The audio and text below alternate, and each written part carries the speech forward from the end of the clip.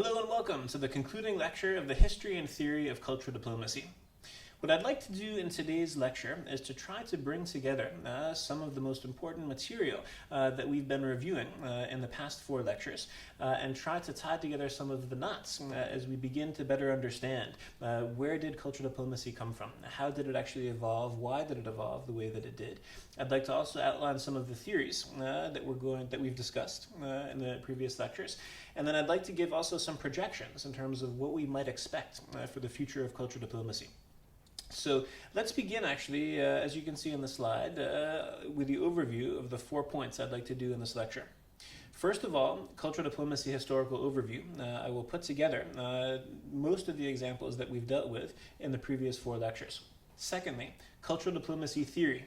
I'd like to go through here the many different forms of cultural diplomacy that we discussed, the definitions as well as the concepts. 3, the need for cultural diplomacy. We've seen many different forms of cultural diplomacy in the previous lectures, all of them actually responding to very different needs. And I think in today's globalized world, the needs are constantly changing.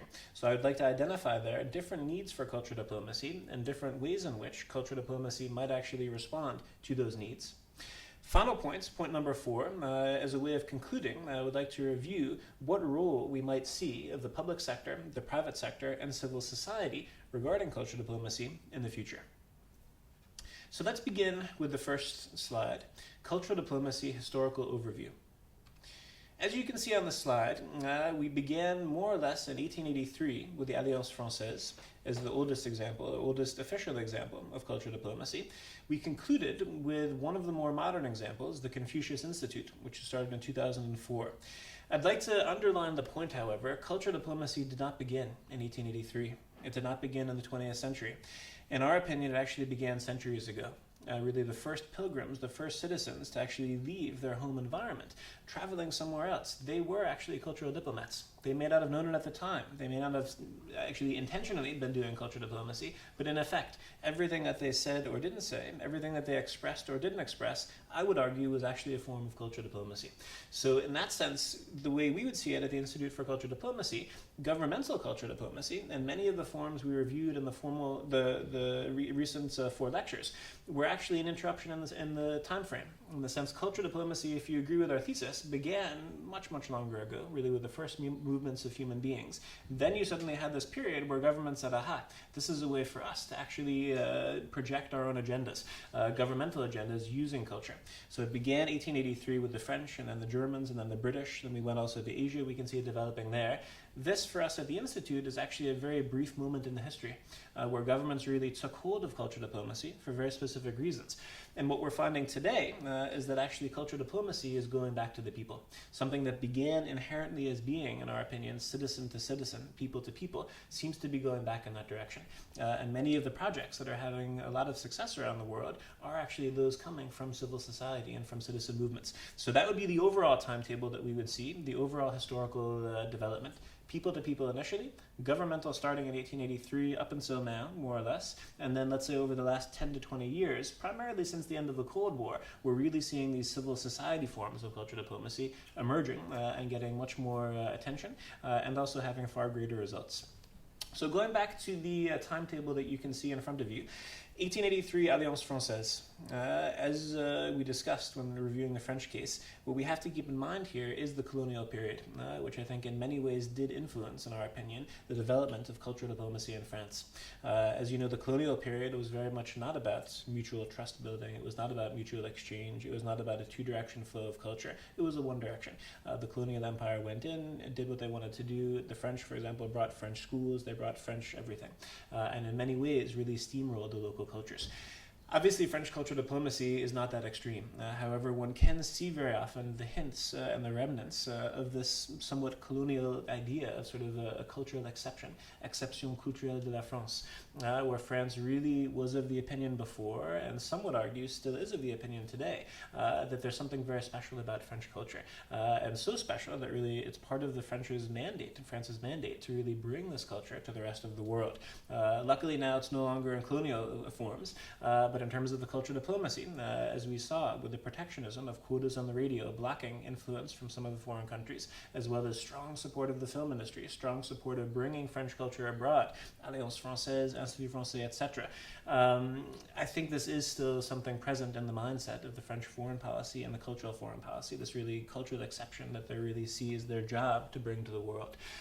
So that's the one historical connection I wanted to make between, let's say, this colonial period of France and the beginnings of French culture diplomacy, which actually happened at the same time. As we move further on the timetable, you see there 1924, Deutsche Welle. 1925, the Union of Soviet Societies for Friendship and Cultural Relations with Foreign Countries, which then, as we discussed also in the earlier lecture, developed rapidly during the Cold War period, even though it officially began in 1925. Also in 1925, the German example of the German Academic Exchange Service, Deutsche Akademische Austauschdienst. What's interesting about these three, and let's include the fourth in the group, British Council in 1934, these are all, I would argue, reactions of the First World War. I think many realized after the First World War, something in the international system didn't work. How could this war have happened? And I think part of the strategy to prevent another war, which unfortunately didn't succeed, but this is their intention, was to develop cultural diplomacy. I would argue that's why Deutsche Welle began in 1924, and maybe why it didn't begin earlier. That's why DAD, British Council, etc. also began, in an attempt to really prevent conflict in the future, to strengthen relationships. And of course, the promotion idea was present too, but I'm just making a second historical link between this conflict, the First World War, and the development of some of the early forms of cultural diplomacy immediately thereafter. The third block that I'd like to identify, and again, this is not an exhaustive list. Obviously, there are many other cultural diplomacy initiatives in the world, but I'm just giving you a few selected examples for selected reasons. The next block I'd like to discuss, 1945, when the America House institutions began, 1951, Goethe Institute. This was a new attempt to try again after the Second World War to provide alternatives to conflict, to try to strengthen relationships again, and I think very much a reaction from the Second World War, where again everyone said, look, something is not working, something in the system must have gone terribly, terribly wrong to have allowed for this tremendous tragedy to have taken place. So I would argue that the America House institution, as well as the Goethe Institute, were a direct response to the Second World War. So you see here cultural diplomacy seems to really have been developing hand in hand with history. In the sense there usually seems to be some sort of a call and some sort of a response. In the case of Japan, as I said, what's exceptional there is in the 1970s, the Japanese governments realized they didn't have a cultural diplomacy and they didn't have a civil society. And really from the top going down, they tried to create one. So for the most part, governmentally funded initiatives began at the top, where the government said, all right, we should have more NGOs, we should have civil society, and then funded initiatives to actually take place. Very different from in the United States, where, as I said, it really came from the bottom, this grassroots approach. So a very interesting example. What's also interesting about the Japan Foundation, as we learned in the previous lecture, 1972, it began from scratch. Before that, there was really no cultural diplomacy institution from Japan. As I pointed out in the lecture, Japan did very good research. They learned, what are the Italians doing? What are the Germans doing? What are the French doing? What are the Americans doing? And they based much of the Japan Foundation mandate on research they had done about what earlier countries had done, countries who had been more involved in cultural diplomacy over time. So again, an interesting period. Now, finally, as we see the Institute for Cultural Diplomacy in 1999, there, as I also explained in the introductory lecture, we see cultural diplomacy a little bit differently than some of the other institutions. The definitions we'll come to later in this lecture, but really for the Institute for Cultural Diplomacy is about how do we educate, enhance, and sustain relationships with the goal of building dialogue, understanding, and trust. And if we had to pick, say, a historical landmark as to why, Institute for Cultural Diplomacy was born in 1999, and maybe not at another time, I think there are many things that played a role. The key thing I would say is really the post-Cold War period, in the sense there's no longer a bipolar world, and there was really a realization when we started the Institute for Cultural Diplomacy that up until then, for the most part, cultural diplomacy had been governmental and had been linked to governmental agendas, which is fine and it's legitimate, but it's only part of the picture. And so we really thought in 1999 there was a need for something non-governmental, for something non-partisan, and for something non-for-profit, to try to focus focus more on the relationships, less on the governments. The final example that I have on the timetable in front of you, 2004, the Confucius Institute. Again, a very unique situation where the Chinese are actually entering this game quite late in terms of cultural diplomacy, but in a really strong way. As we saw, over 360 Confucius Institutes already present around the world. They want to build 1,000 in the next 5 to 10 years. So in a big way, China is embracing this. And I think in many ways they've learned from other countries of the world that have used cultural diplomacy for their purposes. And I think the positive aspect about the Chinese is they're recognizing culture matters. Cultural diplomacy matters. And so I think the idea behind Confucius Institute is inherently a good one. I would much prefer soft power initiatives of governments than hard power. And I'm grateful that in this case China is doing soft power as opposed to hard power, if you think of the tremendous resources they're investing. However, as we discussed, some of the challenges of Confucius Institute is very much linked to the governmental agenda, not necessarily always neutral, and not necessarily a two-way street in terms of really building understanding in both directions. So just in terms of the history, we can see a lot has happened in this very short period, 1883 until 2004. And we can see in many ways this interlinking between history and the development of cultural diplomacy. I'm sure that will continue. I think thanks to the unfortunate tragedy of September 11th. Also, many countries of the world and many peoples of the world are much more sensitive to cultural diplomacy than they were before. And there was really a recognition after September 11th, all right, we can't just focus on politics and on economics anymore. We need to do something with this cultural component. So that's the overview I wanted to give just to summarize some of the many examples that we dealt with in the 4 lectures up until now. And I think it is important to link out this interconnectedness between politics and actually developments in history and cultural diplomacy. The next point that I'd like to make is I'd like to review briefly cultural diplomacy theory. As we've learned in all of the lectures, there are many different theories on cultural diplomacy, many different definitions, and many different expressions and forms of cultural diplomacy. What I'd like to do now is to outline the key terms that we discussed in these 4 lectures, and to try to also make it clear for you these different forms and these different theories. I'd like to begin with the big point of soft power. We've discussed this at some length in terms of also the thesis of Joseph Nye, professor at Harvard University, of soft power as opposed to hard power. And I'll just read a brief quote from the words of Joseph Nye on soft power. A country may obtain the outcomes it wants in world politics because other countries, admiring its values, emulating its example, aspiring to its level of prosperity and openness, want to follow it. In this sense, it is also important to set the agenda and attract others in world politics, and not only force them to change by threatening military force or economic sanctions. This soft power, getting others to want the outcomes that you want, co-opts people rather than coerces people. And that's really what it's all about in terms of soft power, this power of attracting others to do what you want, as opposed to forcing them or threatening them to do what you want. Very important concept, however, only part of the game. Cultural diplomacy can be soft power, but it can also not be soft power. What I mean by that, if you consider cultural diplomacy to be soft power, you're very limiting. In the end, it's about power. I'm doing this cultural diplomacy because I want to get you to cooperate with me. I want to attract you. There's some sort of an agenda there, and it's always linked to power. That's legitimate, and as I said, soft power I much prefer to hard power.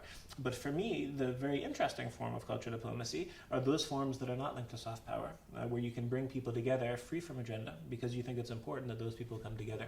Facilitate access for these cultures to come together without trying to exercise power over them. And those forms, I think it's much easier, and there's a higher chance of success in those forms of cultural diplomacy to really allow trust to be born, because you're not trying to get them to do something, and you're not linking it to some power game.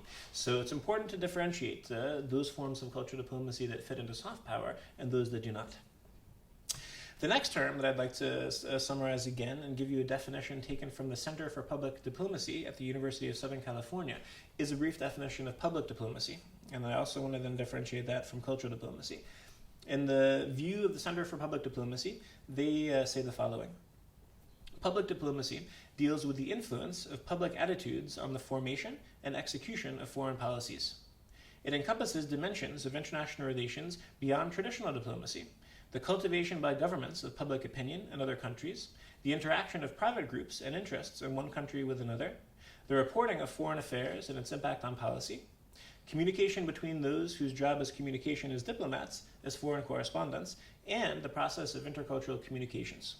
In other words, you could say public diplomacy is very much the work of an embassy, and basically that embassy explaining the foreign policy of its country to the foreign audience. So for example, the US Embassy here in Berlin, one of their main tasks when it comes to public diplomacy is really explaining to Germans why the US is doing what it's doing.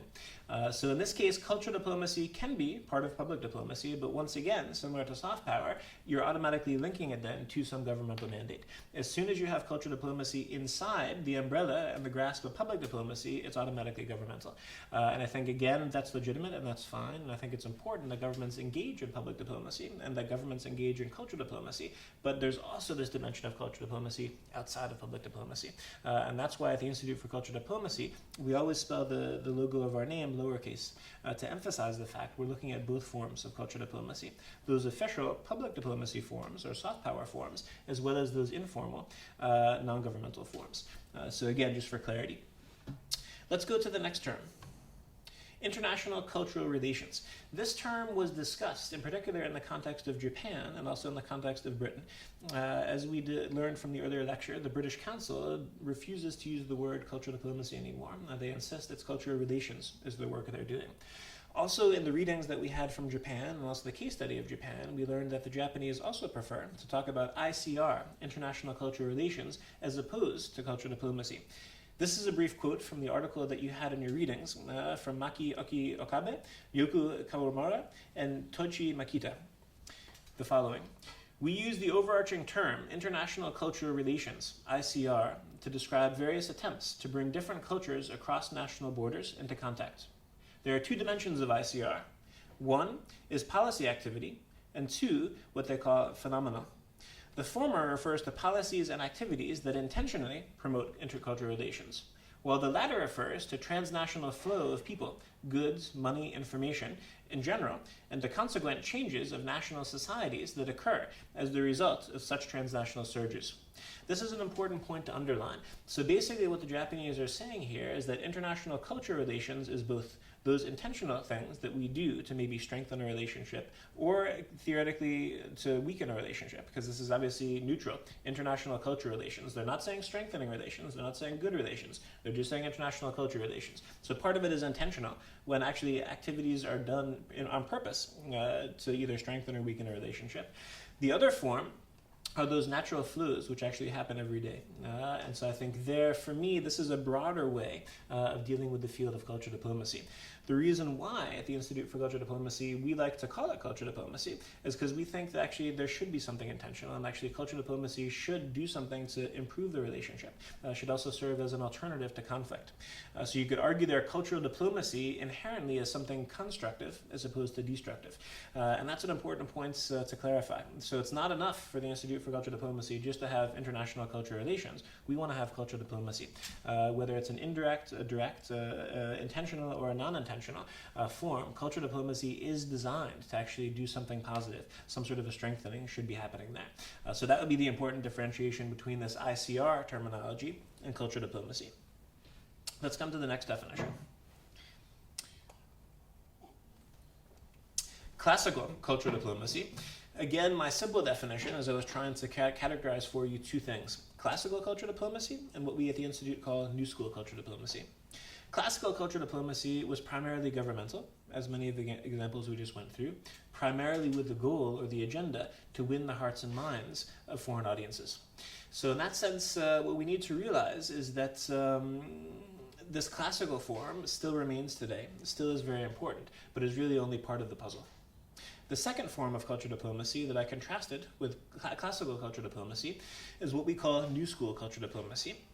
And now I'll actually take the official definition that the Institute for Cultural Diplomacy has on our webpage, and then I'll explain to you a little bit more about agenda and agent. So the definition is the one that you can see on your screen. Cultural diplomacy may therefore best be described as the initiation or facilitation of the exchange of ideas, values, traditions, and other aspects of culture or identity, whether they promote national interests, build relationships, or enhance socio-cultural understanding. So this definition, I think, would fit for the governmental forums, as well as the non-governmental forums, private sector forums, as well as civil society forums. So that would be the ICD definition of cultural diplomacy, or New School cultural diplomacy as we see it. The agents of New School cultural diplomacy are actually threefold. It's the public sector, private sector, and civil society. The recommendation for ICD is the combination between the three. We feel that if you can have initiatives of cultural diplomacy engaging each sector, you'll be closer to neutrality and probably have a greater chance of success because you're fulfilling more interests. You're working with different agendas together. So over the long term, probably those projects will also benefit each of those sectors.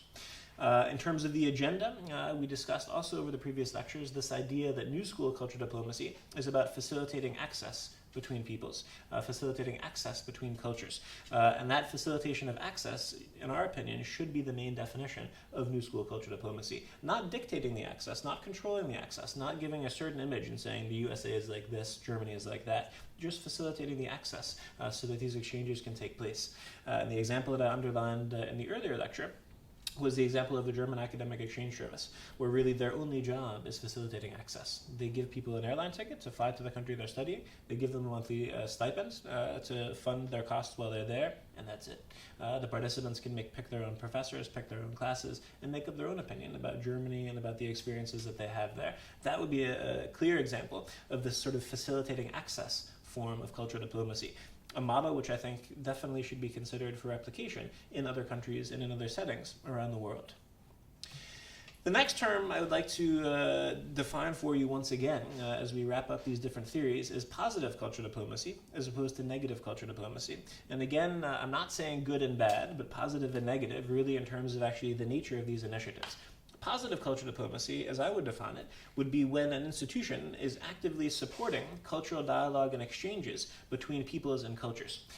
So most of the examples that I gave you in the timeline are really an example where a government or where an NGO is actively supporting that some sort of a cultural dialogue takes place or trying to make more cultural exchanges take place between peoples and between countries. Negative cultural diplomacy, in contrast, is actively blocking or limiting cultural dialogue and exchanges between peoples and cultures. You could also replace this term negative cultural policy. Some debate this is actually cultural policy, not cultural diplomacy. But in that sense, what I'm talking about here is, again, when some sort of a censorship or a limiting takes place. The great example of that was the quotas on the radio that I referred to, which are quite strong in France, but also present in other European countries, where there's a limit, where there's a governmental regulation on how much music can be played on the radio, for example, in a certain language. This would be what I would consider negative cultural diplomacy or negative cultural policy, because it's blocking, it's limiting, it's making it more difficult for some sort of exchange to take place. I'm not saying it's bad cultural diplomacy, because of course one of the benefits of this is actually that can help when you have situations like the strange situation now. The USA and Hollywood really is dominating the film industry in the world. Number 2 is then Bollywood from India, number 3 is Nollywood. So in this situation where you have so much culture coming from one particular place, it is difficult then. How does one balance it? How does one make sure, in the case of film, that there are enough French movies shown in the movie theaters or German movies here in Germany? The same goes for music. And I think there I gave the example of myself. I'm very grateful actually in Germany that they have these quotas, because it makes it much easier for me as a foreigner to get to know German music. I really believe if there was not this quota on the German radio, it would be even more difficult for me to listen to German music. So even though I'm classifying this as negative cultural diplomacy, by no means am I saying bad cultural diplomacy. And certainly we should consider this as a very realistic option, perhaps hand in hand with what I'm classifying as more positive cultural diplomacy. So those are the main terms that I wanted to review with you, just as a way of summarizing many different examples that we had over the previous lectures, and to try to tie this together for you in a clear way so that you can see the different forms of cultural diplomacy that exist now and also that can exist in the future. What I'd like to do now is to discuss briefly the need for cultural diplomacy. And this is a very important point, because I would argue you have very different needs in different places. And I'm going to try to give you a little bit of clarity in terms of these different settings.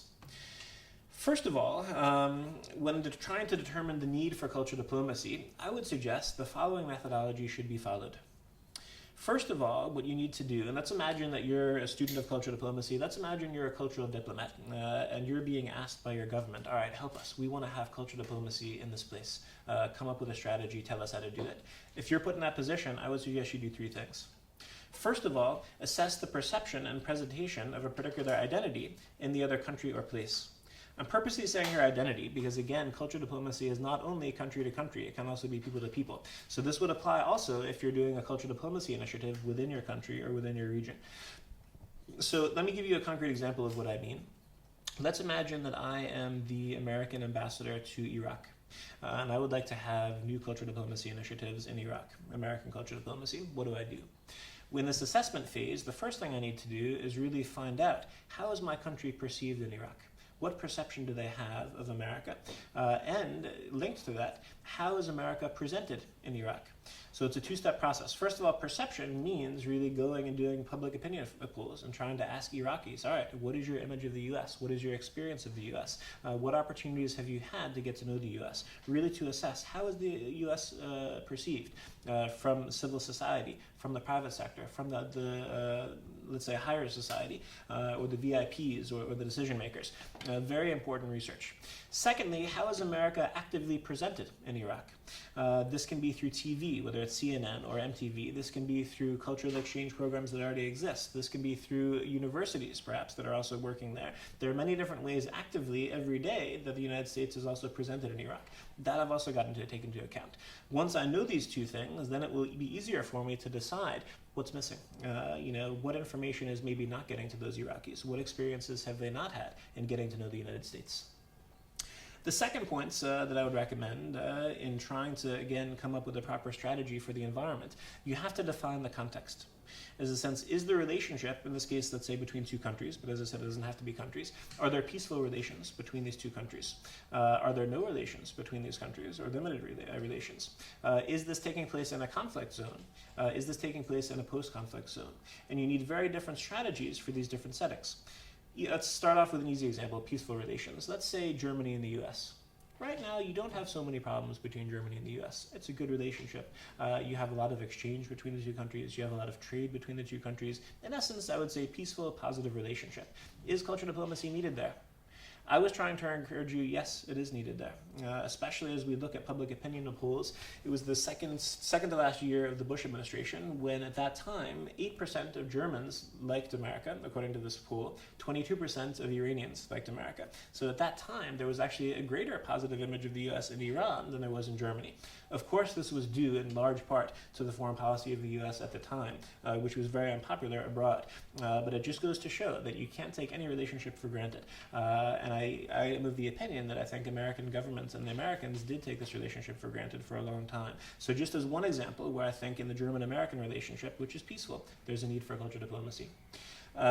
Second example of peaceful relations we discussed is the British-German relationship also. Both countries are in the European Union. A lot of trade, a lot of travel, a lot of tourism back and forth. Really no major problems in the British-German relationship. However, there too, a lot of fundamental issues Germans and British don't agree on, such as the European Union.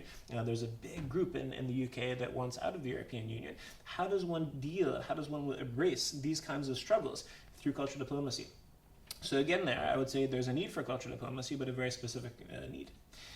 Second group of relationships that we can consider, I wrote here on the slide, countries where there's no relations. Obviously, that is maybe the wrong way of characterizing this. I don't think there's any country of the world that doesn't have a relation with another country. What I could have said there is maybe limited relations. Actually, I prefer that word. Let's take the United States and North Korea. For example, there, officially, we don't really have diplomatic relations. There's no real cooperation going on there for obvious reasons. In that case, I would also argue cultural diplomacy can help. We referred to the example earlier on of the New York Philharmonic traveling to North Korea, and there was a lot of controversy over that. Is this something the New York Philharmonic should do? I was of the opinion, yes. I think there, by having some sort of cultural exchange, having some sort of cultural diplomacy, even in this extreme case where you don't have official relations on the higher level, I think it offers the possibility for inroads. By getting those citizens together, something can happen there. I think an inroad can be built, and I think a dialogue could also be initiated that maybe over time could lead to some sort of understanding, could lead to some sort of a trust, if not between the governments, which is very difficult at times, between the people. And I think for those reasons, it's very important that we do reach out whenever possible. It's not always possible, that we do reach out in cases where there's no relations through culture. Things that are maybe not possible for the public sector or the private sector might be possible for the cultural sector. So that would be a second group. Third group would be a conflict zone, and I think the most powerful example that we illustrated in the earlier lectures here is Israel and Palestine. Where you actually have a conflict going on. Many people have given up. Many people think there's no solution for Israel-Palestine. And in that sense, politically speaking, it seems almost like a no-go, where really no progress seems to be being made over so many times, after so many attempts. So this is an example of during a conflict area where I think cultural diplomacy can also help. But here, I was urging you earlier on to consider indirect cultural diplomacy as opposed to direct cultural diplomacy.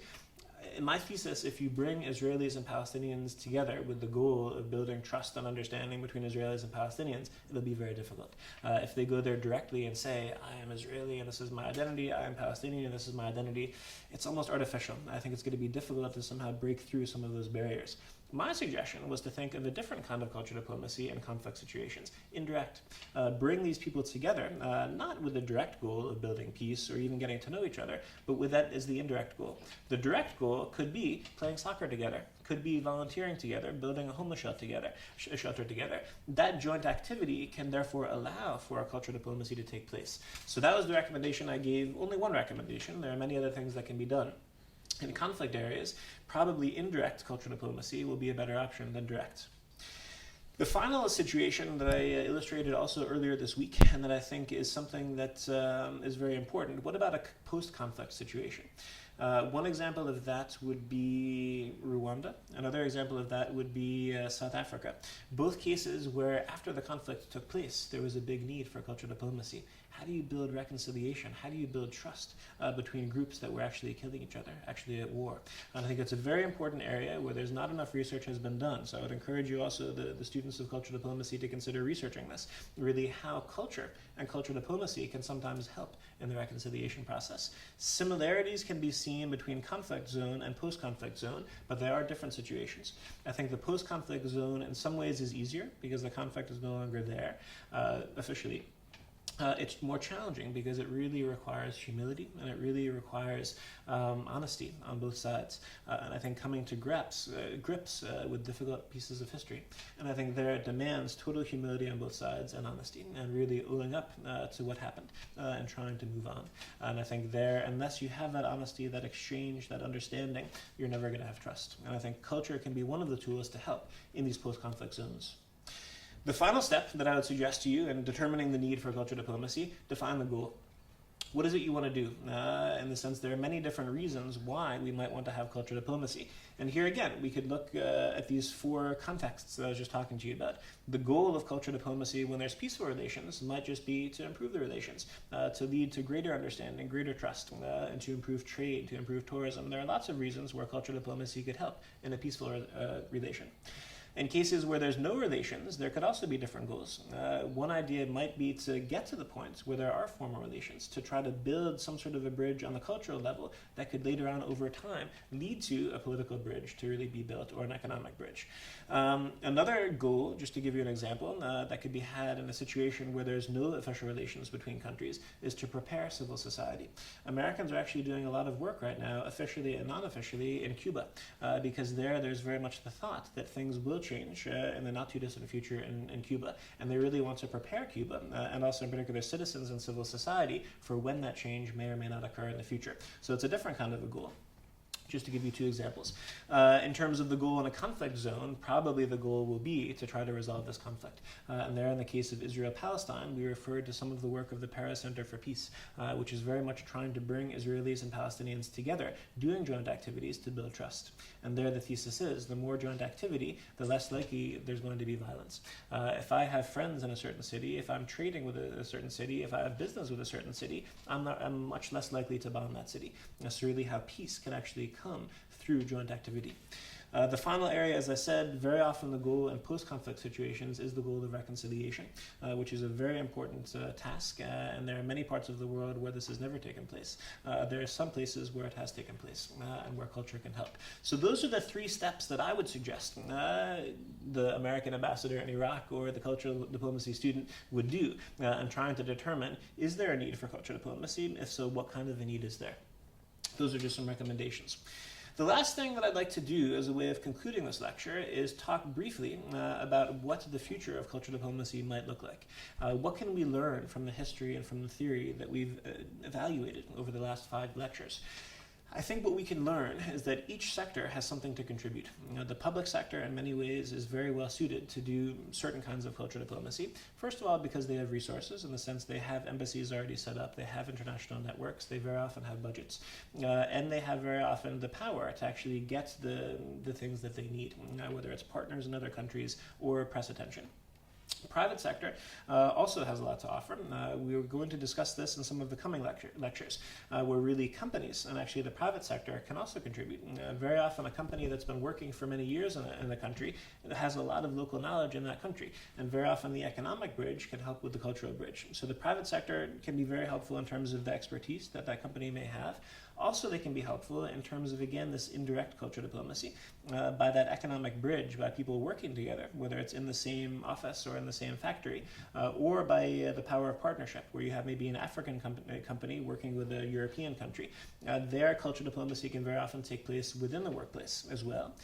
The other interesting thing with the private sector that we'll see in some of the coming lectures is that also the private sector tends to be faster than the public sector. If a private sector company decides there's a need for cultural diplomacy here or there, they do it because they don't have time to waste. They know that they can lose money or make money dependent on the decisions they make. Very often in the public sector it takes longer. It involves voting, it involves democratic institutions, it involves getting majorities to support this, etc. So the private sector has an interesting advantage in that sense too, and has a lot to offer. Finally, of course, private sector also has budgets, in the sense these are for-profit companies that are making money. So obviously some of that money, in the spirit of corporate social responsibility or socially responsible investments, really can be and should be invested in those local cultures where they're working and beyond. Civil society, as I mentioned, is, I think, a huge potential for really where citizens can ask themselves, what is my responsibility? In the sense, is it enough for me to worry about my life and my family and my career? Or should I also worry about my neighbor? Should I also try to give something to society as opposed to just take from society? Do I have any responsibility when it comes to society?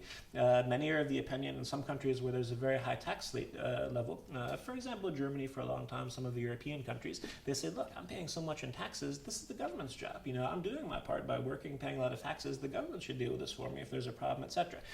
There are others are of the opinion that really citizens should be involved.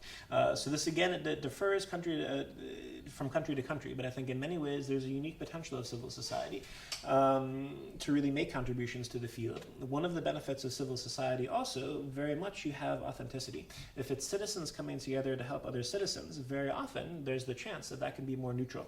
The point I also made, however, civil society, I actually think all of these sectors are not neutral. I think neutrality does not exist. Public sector has a public sector agenda. That's okay. The German government's trying to work for Germany's interests. Let them. Private sector companies are trying to make money. They're for-profit institutions. Okay, let them make money. That's also good for their employees and everyone else, and also the families of the employees. Civil society also has an agenda. The Institute for Cultural Diplomacy is working for cultural diplomacy and not against it. Amnesty International has its own agenda. Every NGO has an agenda of some sort. I would argue every human being has an agenda. So for me, to wrap this up in terms of making maybe a final conclusion and also a recommendation of what the future of cultural diplomacy might look like, the Institute for Cultural Diplomacy would recommend the power of partnership. Since we don't have neutrality anywhere in the world, if we agree that neutrality can be relevant or can be helpful in building trust, the best way we can come close to neutrality is by partnering.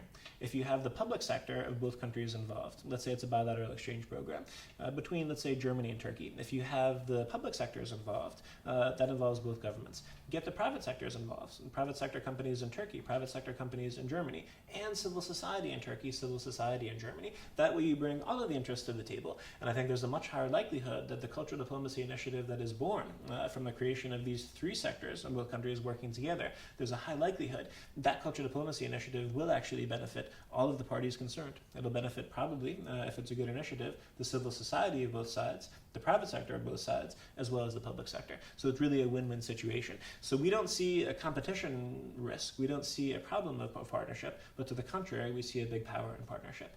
And that seems to be the direction that we're seeing cultural diplomacy going in the future. And I think in many ways that can be a very beneficial situation for citizens, for companies, and for countries. So I'm hoping that these reflections were useful for you in terms of trying to summarize some of the key points that we addressed in the first 5 lectures, and I very much look forward to the continued dialogue and discourse with you on each of these important issues. Thank you very much.